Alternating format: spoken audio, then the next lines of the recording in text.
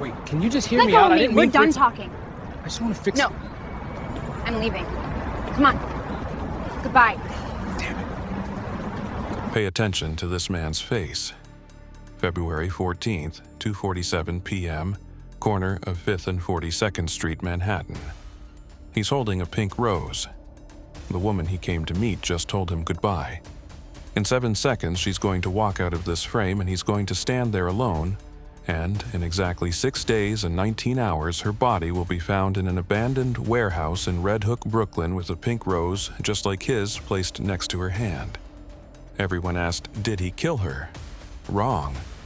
The question you should be asking is, why did she go to that warehouse alone when she knew someone had been watching her through a camera in her bedroom for 3 weeks? This is the story of how a Valentine's Day breakup captured on a bodega security camera became the last confirmed sighting of Emma Hartwell alive. And when you see what investigators found on the SD card from that hidden camera, you'll understand why the man with the rose hasn't slept through a full night since they told him what was on it. His name is Marcus Reid, 35 years old, African American, automotive mechanic from Queens. Works at Thompson's Auto on Northern Boulevard, same shop for 11 years. Coaches Little League on weekends, no criminal record, no history of violence. On February 14th, he woke up early, put on his best shirt, and drove into Manhattan with a pink rose on his passenger seat because Emma had told him once that red roses were boring and cliché. Marcus remembered everything Emma said. Investigators found notes in his phone later. 47 entries. Things like, Emma prefers Thai food over Chinese, and Emma doesn't like when people are late. The notes weren't creepy in isolation, but when you read all 47 together, they paint a picture of someone who wasn't just listening, he was studying. Her name was Emma Hartwell. 34 years old, blonde, graphic designer, freelanced for tech startups and small businesses. Lived in a studio apartment in Williamsburg, 5th floor walk-up. Had a cat named Pixel. Emma was described by everyone as low-key. Not dramatic, not someone who drew attention. She'd been dating Marcus for 8 months. On February 14th, she was planning how to end it. Emma had texted Marcus that morning. 9:47 a.m. Can you meet me today? We need to talk. Marcus knew what that meant. Everyone knows what that means. But he showed up anyway at 5th and 42nd at 2:43 p.m. with the pink rose, because maybe if he tried hard enough, she'd change her mind. He'd been feeling her pull away for weeks. She wasn't returning calls as fast. She'd canceled plans. She'd stopped posting photos of them on Instagram. Marcus noticed everything about Emma. The CCTV camera that captures what happens next belongs to Manny's Market on the corner, mounted above the entrance facing the street. Camera records 24/7. Timestamp reads 2 hours, 47 minutes, and 23 seconds p.m. when Marcus and Emma come into frame. They're mid-conversation. Body language tells everything. Marcus is leaning forward, rose held down at his side. Emma's standing 3 feet away, arms crossed, weight shifted back, ready to leave. At 2 hours, 47 minutes and 26 seconds, Marcus takes 1 step toward her. Emma immediately takes 1 step back. Distance maintains exactly 3 feet. He's talking. Right hand gestures with the rose. She shakes her head. At 2 hours, 47 minutes and 31 seconds, Emma points her finger at his chest. Not touching, just pointing. Her mouth forms words, and when NYPD brought in a lip reader later, they confirmed she says, "You're done talking." Marcus tries to respond, but Emma cuts him off, turns her body away from him. Wait. Before I tell you what happens in the next 16 seconds, you need to understand what Emma knew that Marcus didn't. 6 weeks earlier, December 28th, Emma had gone to a bodega in the Bronx and bought a burner phone. Cheap flip phone, prepaid, untraceable. She wore a mask and kept her hood up. Activated it the same day. Made her first call December 29th at 11:34 p.m. Over the next 6 weeks, she made 32 more calls to the same number. Another burner phone, 33 calls total. That's almost one call every single day. Longest call was 18 minutes. Shortest was 42 seconds. Emma always called late at night, between 10 p.m. and 1 a.m., always from her bedroom, door closed. Her roommate assumed it was work calls. But if it was work, why the burner phone? Why the secrecy? Emma's roommate didn't know about the burner. Marcus didn't know. Nobody knew. The only reason investigators found it was because they searched Emma's apartment after she was reported missing and discovered the phone hidden in a drawer under tax documents. Back to the footage. 2 hours, 47 minutes, and 38 seconds p.m. Marcus reaches toward Emma with his left hand. Palm up, pleading. Emma looks at his hand, looks at his face. Something in her expression changes. At 2 hours, 47 minutes, and 44 seconds, she says something over her shoulder. Lip reader confirms goodbye. One word. Final. Marcus's head drops. The rose drops lower. Emma takes 2 steps. Marcus doesn't follow. At 2 hours, 47 minutes, and 51 seconds, she looks back one more time. Not at him. Past him. Like she's checking if anyone else is watching. Then she walks out of frame. Camera stays on Marcus. He stands there, 11 seconds of absolute stillness. At 2 hours, 48 minutes, and 6 seconds, Marcus looks down at the rose. At 2 hours, 48 minutes, and 9 seconds, he drops it. It lands on the concrete. At 2 hours, 48 minutes, and 11 seconds, he says something. Investigators enhanced the audio later. 2 words. Damn it. Whispered. Like he already knows this moment changes everything. Marcus stands there another 18 seconds. At 2 hours, 48 minutes, and 29 seconds, he walks out of frame. Opposite direction from Emma. The rose stays on the sidewalk. Manny swept it up later and threw it in the trash. 3 days later, when Emma was reported missing, NYPD recovered it from the dumpster. Evidence item E147. It's in storage in Queens right now, along with 72 other pieces of evidence from Emma's murder. If you think Marcus killed Emma, you're wrong. But that's what NYPD thought initially. That's what the media ran with. Obsessive boyfriend. Woman tries to leave. He snaps. Marcus had motive and opportunity, except he didn't. Marcus's phone pinged a cell tower in Queens at 3:11 p.m.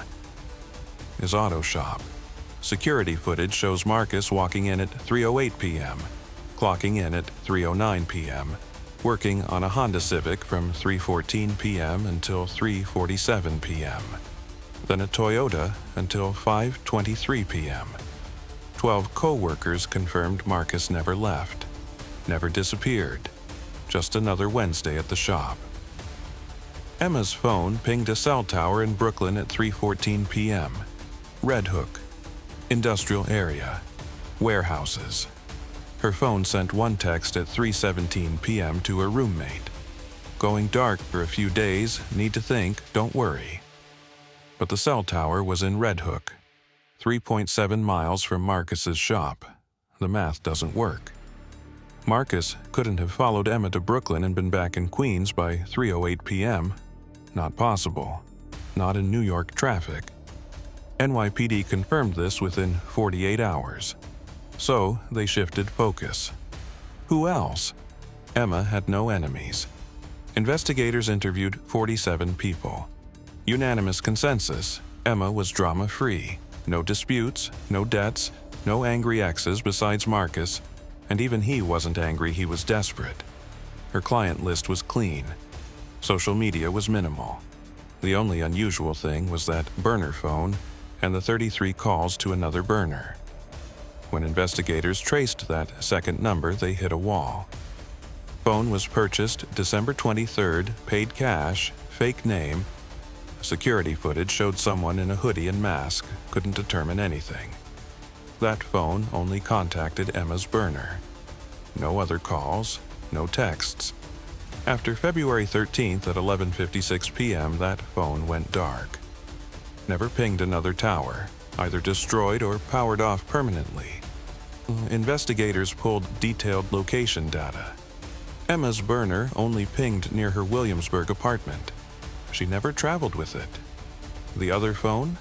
That phone pinged towers all over the city. Different location almost every call. Midtown one night, Bronx the next, Brooklyn, Queens, never the same place twice, someone who was moving constantly, or someone who knew how to spoof GPS. Someone with technical knowledge, someone careful. That's when investigators remembered something Emma's former client, Simon Lang, had mentioned. Lang runs VeriTrace, a data security consulting firm. Former NSA contractor. Emma had designed their website. When NYPD interviewed Lang on March 3rd, he'd said something investigators almost missed. In early January, Emma had asked him a hypothetical question about surveillance. Asked if someone discovered they were being watched, what would be the protocol? Lang assumed it was for a design project. Gave her standard advice. Document everything, don't confront, report to authorities. Emma thanked him and never mentioned it again. Lang said now, looking back, he wished he'd pressed her on it. So Emma thought someone was surveilling her. Sometime before early January. At least 6 weeks before she died. Timeline aligns. Emma bought her burner December 28th. Asked Lang about surveillance early January. Emma discovered something between Christmas and New Year's. Something that made her buy a secret phone. And instead of going to police, she handled it alone. Why? February 21st, 3:22 p.m. Anonymous 911 call. Male voice, calm. There's a smell coming from the warehouse at 174 Van Brunt Street in Red Hook. Call disconnects. Untraceable burner. First responders arrive 3:31 p.m. Force entry 3:34 p.m. Find Emma on the second floor at 3:37 p.m. lying on a mattress in a storage room. She's fully clothed, jeans, sweater, winter coat zipped, boots laced. No visible trauma, no blood, no signs of struggle, no restraints. She looks almost peaceful, except for the plastic bag that was pulled off her head and placed beside her. Clear plastic grocery bag. Medical examiner, asphyxiation via suffocation. Toxicology showed high levels of benzodiazepines. Ativan, 2 milligrams. Enough to make her compliant. Emma had no prescription. Someone drugged her, then suffocated her. Time of death between 4 p.m. and 8 p.m. February 14th. But here's what made investigators stop. On the mattress next to Emma's body was a pink rose. Same color as Marcus's. Petals wilted, but intact, placed deliberately, like a message. Investigators thought Marcus immediately, but Marcus's rose was in evidence. The one he dropped. Which meant this was a different rose. Someone else bought a pink rose. Someone else knew about Marcus's rose. Someone wanted investigators to think Marcus did this. DNA on the warehouse rose came back March 8th. No match to Marcus. No match to anyone in any database. Fingerprints too degraded. Dead end.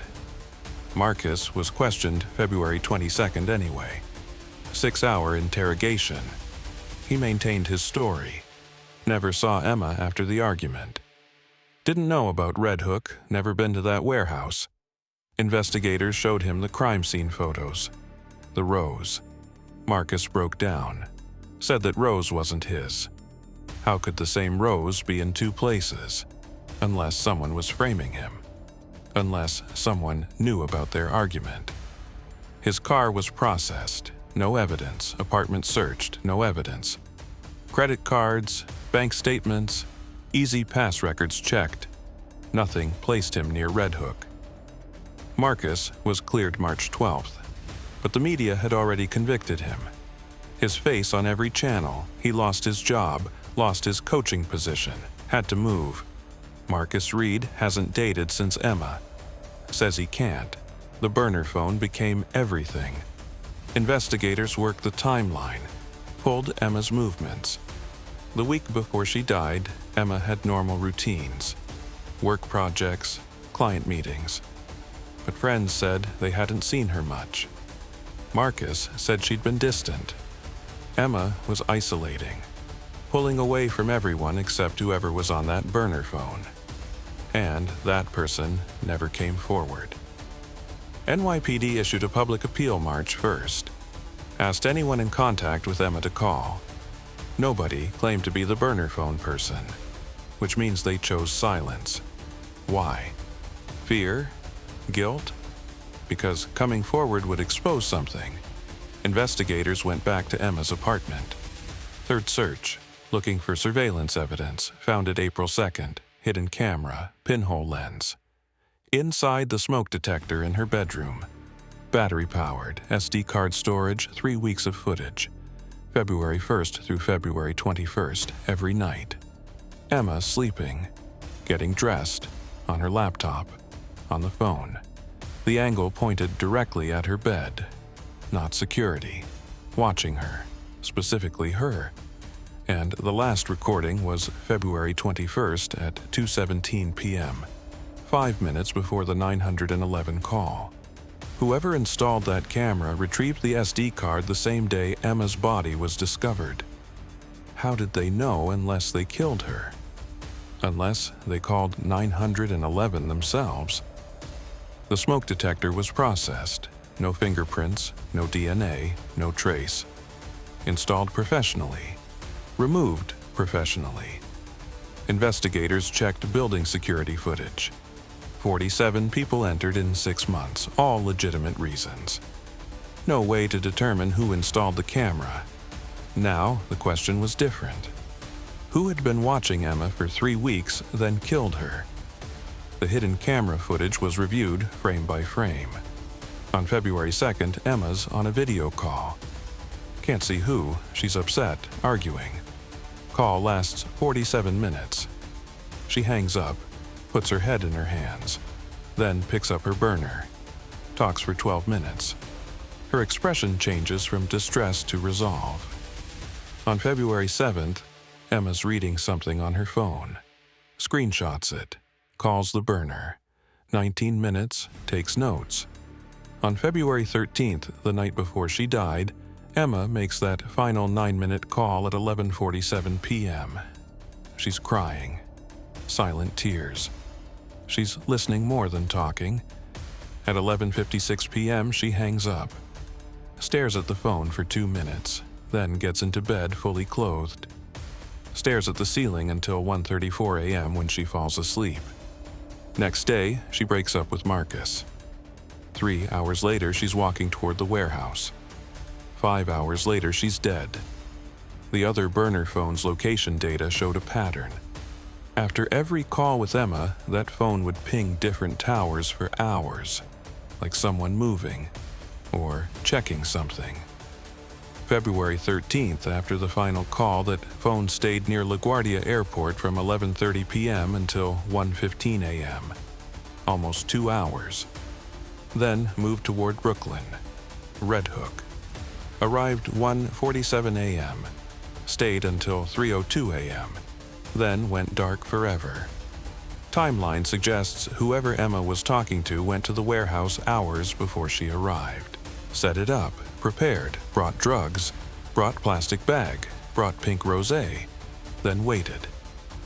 Traffic cameras caught Emma on Van Brunt Street at 3:09 p.m. February 14th. Alone, walking with purpose. Not scared. Like she knew where she was going. Like she was expected. The warehouse is 4 blocks from that camera. 6-minute walk, Emma arrived approximately 3:15 p.m. Time of death between 4 p.m. and 8 p.m. She was inside alive for at least 45 minutes, maybe 4 hours. The benzos would have taken 20 to 30 minutes to kick in. Emma took the drugs. No signs of forced ingestion. She took them voluntarily. Then got drowsy, compliant. Then someone put the bag over her head, held it for 2 to 3 minutes, removed it, positioned her body, put the rose by her hand, left, called 911 7 days later. Made sure she was found. Made sure Marcus was suspected. 3 months later, no arrests, no suspects. Case technically open, but resources shifted. Emma's memorial was April 18th. Marcus didn't attend. Emma's mother gave a statement. Said whoever killed Emma is still free. Said she thinks about that CCTV footage every day. Wonders what would have happened if Emma had stayed with Marcus instead of going to Red Hook. Would she be alive? Or was she already dead the moment she bought that burner phone? Simon Lang gave an interview May 2nd. Said Emma's case haunts him. Said if she'd come to him directly, he would have helped. Would have swept her apartment. But she only asked hypothetically. He said the tech community has been afraid since.